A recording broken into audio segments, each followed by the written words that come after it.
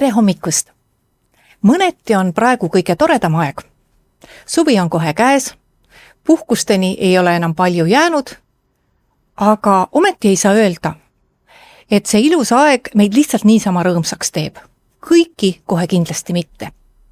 Me räägime täna hommikul sellest kliinilise psühholoogi ja peaasi.ee eestvedaja Anna-Kaisa Oidermaaga. Tere, Anna-Kaisa! Tere! Miks on siis nii, et ühelt poolt tundub, et kõik meie ümberi võiks olla selline rõõmus? Aga miks kõik rõõmsad ei ole? Mis see põhjus on? No ma arvan, et seda saab igaüks ise enda sisse vaadates öelda, sest seal on kindlasti palju selliseid individuaalseid erinevusi ka.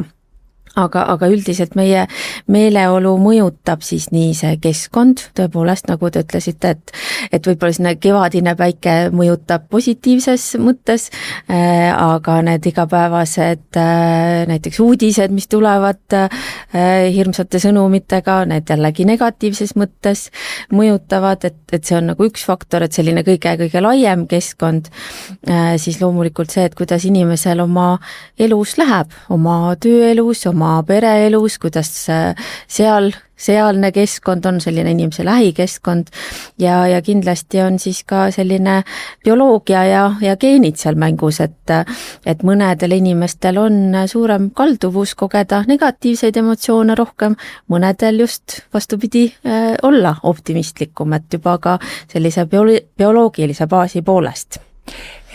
Kust läheb see piir, kus selline kurvameelsus, rõhutus ja võib-olla mitte hästi tundmine hakkab segama igapäevast elu, hakkab segama tööl käimist, hakkab segama oma perega läbisaamist ja hakkab segama üleüldse sellist igapäevast olemist? Et iga kurbus ei ole ju veel probleem. Kindlasti ei ole ja tegelikult ongi täitsa normaalne olla ka vahel kurb, kui on midagi kurba juhtunud või sa näed pealt midagi kurba, et siis see tunne on täitsa inimlik ja loomulik. Aga selline üldine meeleolu langus, mis võib olla kurbus, aga see võib olla ka selline kerge ärrituvus, suur ärevus, selline üldine pingetunne ja võib-olla tõesti ka kalduvus näha maailma mustades värvides, et see on kõik selline meeleoluga seotud faktorid, et segama hakkab ta täpselt siis, et nagu te ütlesite, et siis kui segama hakkab, et tegelikult psüühikahäirena või näiteks meeleolu häirena, ütleme depressioonina, me meeleolu langust käsitleme siis, kui ta elu segab ja häirib päriselt. Ja tavaliselt on niimoodi 2-3 nädalat siis see häiritus olnud, et tõesti, kas on raske oma igapäeva toimetustega toime tulla või üldse enam ei tunnegi elust absoluutselt rõõmu või on see sisemine kannatus niivõrd tugev, et see segabki, et häire on siis, kui häirib. Kas see olukord läheb ise üle? Võib ka vahel minna, et tõesti öeldakse niimoodi, et üks selline depressiivne episood näiteks võib keskmiselt kesta umbes 6 kuud ja vahel ta läheb iseenesest mööda ja inimene kannatabki sõna otseses mõttes selle aja ja see võib minna ise üle. Tüüpilisem on küll, et ta ei lähe päris ise üle ja tuleb kas midagi muuta oma elukorralduses või pöörduda siis spetsialisti juurde ja juba ravi peale mõelda. Kas inimesed tavaliselt oskavad ise nii hästi analüüsida, et ta saabki aru, et minu sellel murel või enda halvasti tundmisel on põhjus ja kui selleks nähtavat põhjust ei ole, et kas ma oskan oma elu võtta lahti sellisel määral, et ma sealt välja selekteerin, et mis selle praeguse olukorra tekitas või on alati vaja lihtsalt kellegi abi? No inimestena me tegelikult päris üksiku saarena ei toimi, et meil on ikkagi vaja kedagi. Aga tingimata alati enda elu peale vaatamiseks ei pruugi vaja olla spetsialisti, näiteks psühholoogi. Et võib olla ka mõni hea sõber või partner või kaaslane või kas või lihtsalt inimene, kellega on mõnus juttu teha. Et tegelikult seda me ei saa ka ära unustada, et meie ümber on ju nagu selliseid inimesi, kellega saab ka rääkida, kes ei pea spetsialistid olema. Inimestel jällegi võib olla erinev võimekus iseennast analüüsida või võib-olla nii, et pole aega selleks, et sa kuidagi tormad ringi ja oled seal nii-öelda nagu orav rattas ja sul pole seda hetke, et peatuda ja korra mõelda, et ahaa, mis minuga toimub. Ja kui me räägime meeleolu langusest depressiooni mõttes, et kui ta on juba häire, siis vahel on nii, et sellel ei olegi sellist konkreetset põhjust, et näed, nüüd juhtus midagi, et ma ei tea, kaotsin töö või suhtes on väga halvasti või mis iganes ebaõnnestumine, vaid nagu hakkab kerima see, et sa jääd sinna sellisesse mustade mõtete ringi ja seal ei pruugi olla väga konkreetset põhjust, aga igal juhul on abiks, kui saad kellegagi põrgatada neid enda mõtteid ja peegeldust. Vaat siit küsingi edasi, et kui suur probleem on üksindus? Seda täiesti mitmes mõistes, et võib-olla mõned inimesed ongi suutnud oma elu mingil põhjusel niimoodi elada, et ühel hetkel leiad, et ei olegi kellegagi rääkida. Ja teine asi on see, et inimesi üksi võib olla siis ka, kui su ümber on väga palju inimesi. Sa lihtsalt ei suuda oma asju nendega jagada, et kui suur mure see on? No see on päris suur protsent on inimesi, kellel on sellist hingelist üksildust just nimelt, et kellel ei ole kedagi, kellega saaks jagada endale olulisi asju või võib-olla pole ka sellist harjumust, et seda üldse teha või ka usaldust teiste inimeste vastu piisavalt.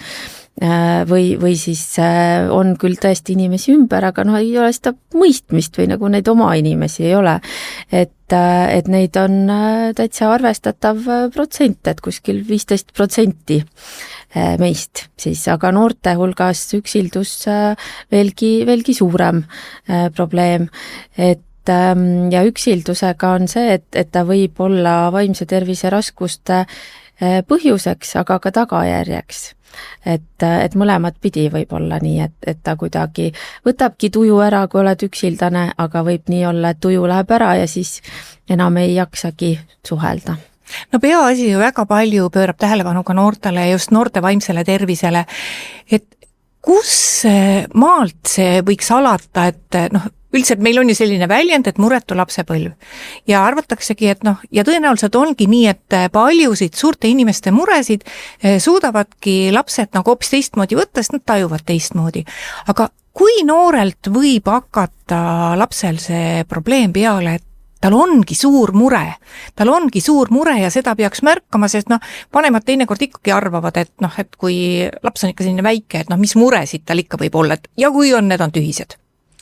Jaa, et paraku on niimoodi, et vaimse tervise raskused valdavalt algavadki väga noores eas, et 50% neist algab enne 14. eluaastat. See on ikka väga noorelt. Ehk siis täitsa nagu kas lapseeas või varases teismeeas. Et laste kõige tavalisemad terviseprobleemid ongi vaimse tervise probleemid tegelikult, sest neil füüsilise tervisega tavaliselt midagi sellist suuremat ei pruugi olla või see ei ole nii tüüpiline. Ja mured või muretus, ei saa ka öelda, et inimene peaks üles kasvama totaalselt muretuna, et see ei ole ka hea ettevalmistus eluks, et mingisuguseid muresid või stressi natuke peab ikka olema just nimelt selleks, et õppida sellega toime tulema. Aga kui need mured ikkagi kasvavad selliseks, et lapsel ei olegi võimalik sellega ise toime tulla, et tal ei ole neid kogemusi, oskusi, teadmisi, et siis kindlasti on vaja seal vähemalt ühte täiskasvanut ja see on väga lootustandev, et selline kaitsefaktor on see, kui lapsel on vähemalt üks täiskasvanu, neid ei pea olema üldsegi 10, vaid üks inimene, kes märkab ja oskab toetada ja keda huvitab ja kes saab tähelepanu pöörata ja siis oma täiskasvanu oskuste ja teadmistega seal juba edasi aidata. Kui palju te olete näinud noorte ja laste puhul selliseid päris kriitilisi olukordi, et laps tulebki sinna teie juurde vastuvõtule ja te ehmatategi ära, et olukord on nii hull, et võib-olla järgmine kord ei ole see koht enam teie juures, vaid ongi järgmine koht on see, kus tuleb kiirabi ja võib-olla teinekord ei olegi midagi teha? Meie poole pöördub noori väga erinevast seisundis ja lapsi ja meie spetsialistidena ei saa üldsegi ehmatada, vaid me saame siis adekvaatselt reageerida ja kui vajadus on, siis suunatagi erakorralisse abisse, et see on tegelikult 24/7 ju Eestis kättesaadav erakorraline ka psühhiaatriline abi ja vahel ongi seda vaja ja vahel ongi vaja 112 helistada ja see käib asja juurde ja siis me pigem oleme rõõmsad, et me oleme õigel ajal suutnud reageerida. Et paraku vaimse tervise valdkonnas töötades see ei ole üllatus ega ka otseselt ehmatus, kui lastel ongi ka täitsa sellised eluohtlikud seisundid vaimse tervise tõttu. Mis seisus me praegu ühiskonnana oleme just nüüd noorte inimestega töötades, et ma tean, et ka tegelikult inimesi õpetatakse nägema vaimse tervise probleemi, märkama ja õpetatakse ka teisi inimesi aitama. Ja neid inimesi on, aga kui te vaatate praegu seda keskkonda, kus on ka meie lapsed, et kui palju seal ikkagi on neid täiskasvanud, kes oskavad seda märgata, et võib-olla teinekord inimene lihtsalt õpetaja või lapsevanem, ta ei olegi pahatahtlik või hoolimatu, aga ta lihtsalt ei näe. Jah, et seda võib küll ette tulla, et ei näe ja kindlasti on vaimse tervise esmaabioskustest väga palju abi, et tõesti on peaaegu juba varsti 13 000 inimest Eestis näiteks, kes on õppinud vaimse tervise esmaabi andjaks ja neid võiks olla oluliselt rohkemgi. Ja me ei saa ka neid täiskasvanute peale ka alati näpuga näidata, sest need täiskasvanud võivad olla oma mõtetega niivõrd puntras, et neile ei mahugi sinna midagi märkamiseks, et ongi enda mured niivõrd suured, et sellega peab ka alati arvestama, et ega täiskasvanud inimestel ka ei ole nii-öelda piiramatuse tähelepanu hulk, et vahel see lähebki ainult endale. Aga nüüd eriti ka arvestades selliseid lastekaitseseaduse uuendusi, siis tegelikult eriti just professionaalidel, haridustöötajatel, sotsiaalsfääris inimestel, aga kõigil täiskasvanutel on mitte nagu võimalus, vaid tegelikult kohustus ikkagi teatada ja märgata lapsi, kelle elu või tervis on ohus ja sellesse sekkuda, mitte silma kinni pigistada. Meile öeldakse teinekord ka, et Eesti ühiskonnas on hästi palju kurjust. Et kus see kurjus inimestesse tuleb? See kurjus tekitab kurjus ja valu ja selline pettumus ja abitus, et öeldakse, et see viha võib olla selline nii-öelda sekundaarne emotsioon ja seal all on mingisugune tõesti abituse tunne või mingisugune valu ja inimesed, kes on saanud haiget või kogenud ebaõiglust või tunnevad, et hoopis neid rünnatakse, sageli ju reageerivadki vihaselt ja võib-olla ründavalt ja võib-olla ka lausa kättemaksu himuliselt, et see käib inimeseks olemise juurde ja ma pakuks, et see on ikkagi ka seesama stressi tase, mis meil on, et ei ole seda hingetõmbepausi, kus vahepeal mõtleks, et oi, et miks mulle nii öeldakse või miks ta niimoodi arvab, et mis seal taga võib olla või et katsuks aru saada, vaid pigem tulebki see kiire emotsionaalne reaktsioon, et see puudutas minus midagi,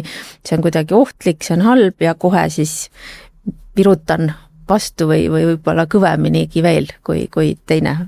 Huvitav, miks me täiskasvanud inimestena oma emotsioonidega hakkama ei saa, et me ju peaksime seda teadma, et see on lihtsalt emotsioon. Et selle pealt ei saa ust paugutada või selle pealt ei saa teise inimese suunas midagi lennutada. See on lihtsalt emotsioon, see läheb üle ja mõtlemisaeg on ju pärast. Et kuidas me täiskasvanutena sellest aru ei saa? Ilmselt ei ole siis seda kas piisavalt palju õppinud või harjutanud või siis on ka tõesti see, et kui inimestel on stressitase kõrge, siis ka need oskused kipuvad ära ununema ja ongi see emotsionaalsus seal esiplaanil, aga noh, et kui katsuks kuidagi mõelda selle peale, et mis on oluline näiteks meil ühiskonnas praegu, et kas meil on tähtis see, et me suudaks kokku hoida omavahel ja läbi rääkida ja olla dialoogis ja kuidagi seljad pigem kokku panna ja üksteist toetada, et ma arvan, et see on väga-väga oluline ja seda saab ikkagi hoida läbi selle, et ma hoian ka suhteid enda ümber ja nii lähedastega kui ka võõrastega, et see just ka nii-öelda meie ümbruskonnas inimesed, keda me väga hästi ei tunne, et ka nendega peaks proovima suhteid hoida, sest et raskes olukorras meil on üksteist vaja. Andke nõu, no mida teha, kui ma ärkan hommikul üles ja ma saan aru, et ma olen kuri. Ma olen täna absoluutselt kõige peale kuri ja ükskõik, mis ma näen, kõik on negatiivsetes toonides. Isegi see ilus päike, mis taevas paistab, no on ikkagi suhteliselt tüütu. Et kuidas iseendaga hakkama saada? Kuidas ma ütlen endale, et see asi ei ole nii halb? Ja kust ma leian selle vaatenurga, et näha seda nii-öelda paremat poolt, mitte kriitilist poolt? Ja, et see on selline oskus ka, mida saab harjutada, et tegelikult oma aju saab treenida, märkama positiivset ja selle suhtes on üks selline väga palju uuritud teaduspõhine tehnika, et iga päev märgata vähemalt 3 asja, mis teeb kuidagi elu paremaks või mille eest tänulik olla, et see on niisugune hästi baasiline tehnika, aga kui ongi nagu meel hästi must ja niisugune vihatunne tuleb peale, et siis seda kõigepealt endale öelda, et ahaa, ma olen päris vihane ja vahel ka mõelda selle peale, et kas ma äkki olen väsinud või olen ma mingisugust ebaõiglust kohanud oma elus või äkki ma olen näljane. Sellised asjad võivad ka teha pahaseks või et kas ma olen just neid vaimse tervise vitamiine liiga vähe tarvitanud, äkki ma ei ole liikunud piisavalt, enda eest hoolitsenud, et vahel ka see kuidagi käivitab seda pahameelt, eks ju, et see tunnetega toimetulek algab sealt, et ma teadvustan endale, siis mõtlen, aga mis on nagu juhtunud ja tõesti, mis ma siis teha saaks sellega, et kuidagi võib-olla olla enda vastu lahkem ja teiste vastu ka. Ja üks hästi tore selline tehnika on veel see, et kui tahaks midagi öelda kriitilist teisele, siis mõtle natukene, mida saaks öelda hoopis lahket. Vahel see on paras nuputamiskoht eriti inimesele, kes võib-olla ei ole kõige sümpaatsem, aga seda võib ka kasutada kui sellist nagu ajuharjutust või väikest ajugümnastikat, et on küll võimalik midagi öelda. Nii naljakas, kui see ei ole, aga meile järjest nagu jääks haruldasemaks inimesi, kes oskavad molutada. Et kes lihtsalt ei sea endale kogu aeg suurim eesmärke, vaid nad lihtsalt oskavad istuda ja mõnu tunda. Et ma ei tea, kas see mulje on selline või ongi niimoodi, et molutamisest on saanud defitsiit, mille me ise endale kunstlikult loome.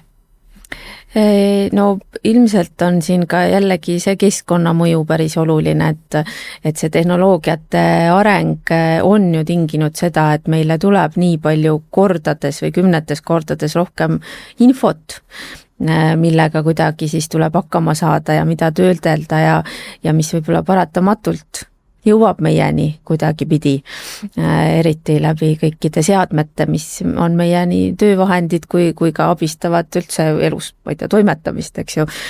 Et kindlasti on siin ka just see keskkond, ehk siis see tehnoloogiate tulek meie ellu üsna lühikese aja jooksul, mis on olnud nüüd ju mõned 10 aastad, et selle peale, et tasuks mõelda, et kuidas oma keskkonda ka muuta sellisemaks, et see mulutamine oleks seal võimalikum. Jah, et seda võib ka teadlikult ilmselt teha. Ilmselt nii ongi, et kuna see telefoni näppimine, see lihtsalt on käes sees ja silm on seal kinni, et siis ühel hetkel ongi nii, et sa mitte ei mõtle selle peale, et ma võtan selle nüüd kätte, vaid sa mõtled selle peale, et ma panen selle nüüd ära ja järgmised tund aega ei tõsta seda laua pealt. See teistmoodi vist enam ei saa. No ilmselt meil on ikkagi vaja selliseid uusi norme, et kuidas me toimetame selles keskkonnas, kus see nutitelefon ja ka muud tehnoloogiad on tegelikult niivõrd kõva keskkonna osa, et kuidas me seal ennast hoiame, et siin on vaja uutmoodi õppida käituma ja kohaneda, nagu inimestel ikka kombeks uute asjadega kohaneda. No teile kindlasti üsna tihti kurdetakse, et kuidas saada lahti sellest tegevusest, mis kogu aeg toimub mu peas. Et tegelikult ei olegi nagu probleemi, tööpäev on lõppenud, ma ei peaks sellega enam tegelema, aga see tööasi või mingi muu asi keerleb seal peas edasi ja ma olen täiesti võimetu selle protsessi seal lõpetama. Kuidas sellega toime tulla?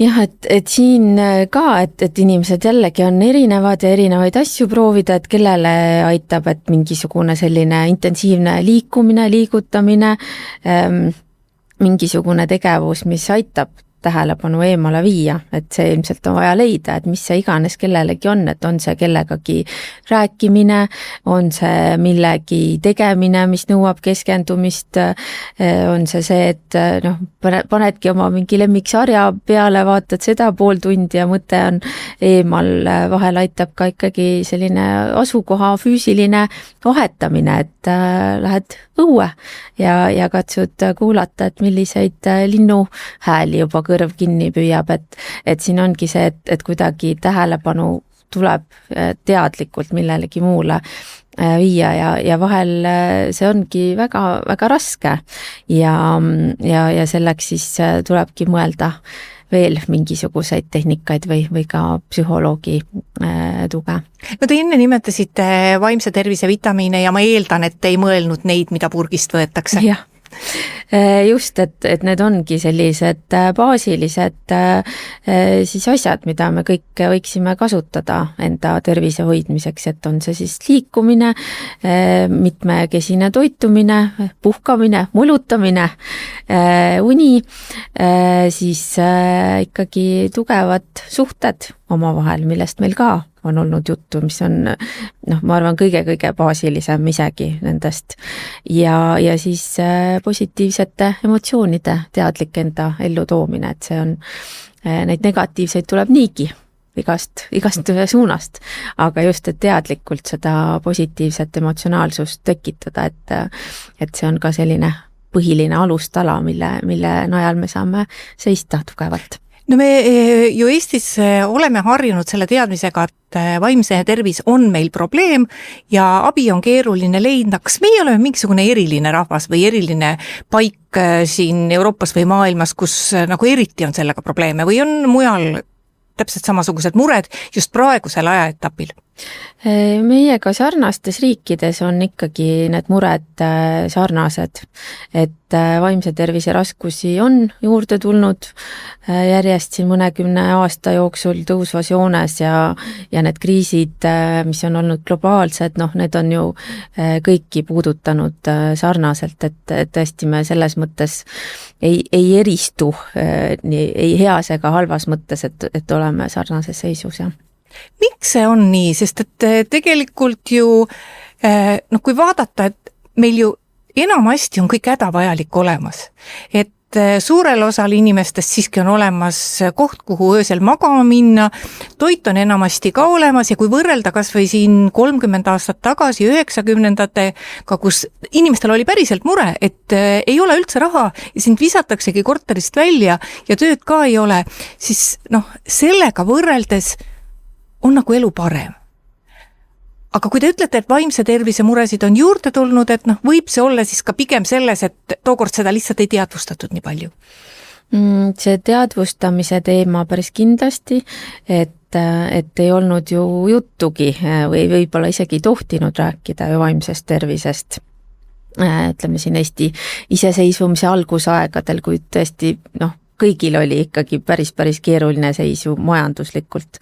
Aga praegusel ajal ka, et tegelikult neid inimesi, kes elavad vaesuspiiris või kellel on ikkagi need elulised mured väga esiplaanil, neid on ju ka tegelikult väga palju ja võib-olla see seis on raskemgi neil selle tõttu, et nad näevad, et on hulk inimesi, kellel justkui paneb imestama, et mis nüüd siis viga on, eks ju. Siis oli kõigil nagu enam-vähem ühtemoodi kehvasti. Et just see võrdlusmoment siin võib ka olla see, mis veelgi seda sellist enesetunnet mõjutab. Aga kindlasti ikkagi kõik need globaalsed muutused, need kriisid, selline üleüldine stressifoon, mis on nagu kõrge, et see ikkagi toob välja need haavatavused, et ütleme meeleoluhäired, depressioon, ärevushäired, et seal on väga suur osa just nimelt sellisel ülemäärasel stressil, mis siis niisugused tavalised tunded, nagu näiteks kurbus või ka ärevus muudab siis häireks. Kuidas seda eelseisvat suve paremini ära kasutada, et oma vaimset tervist turgutada? No kindlasti õues olla ja looduses olla, et need on ka väga teaduspõhiselt ja ma usun ka tunnetuslikult teada, et need toetavad meie heaolu ja kasutada seda võimalust ka olla koos nende inimestega, kellega on mõnus koos olla ja harjutada seda, et kui tahaks olla kriitiline, siis pigem hoopis lahke, et ja ikkagi kuidagi teadlikult ka nautida seda mõnusamat ilma, mis meil on ja selle üle tänulik olla, et see, et kui me väärtustame seda ja märkame, et midagi on hästi, et siis see hakkab võimenduma meie sees, aga ka meie ümber. Aitäh, Anna-Kaisa! Aitäh! Ja aitäh vaatamast ning ilusat pühapäeva!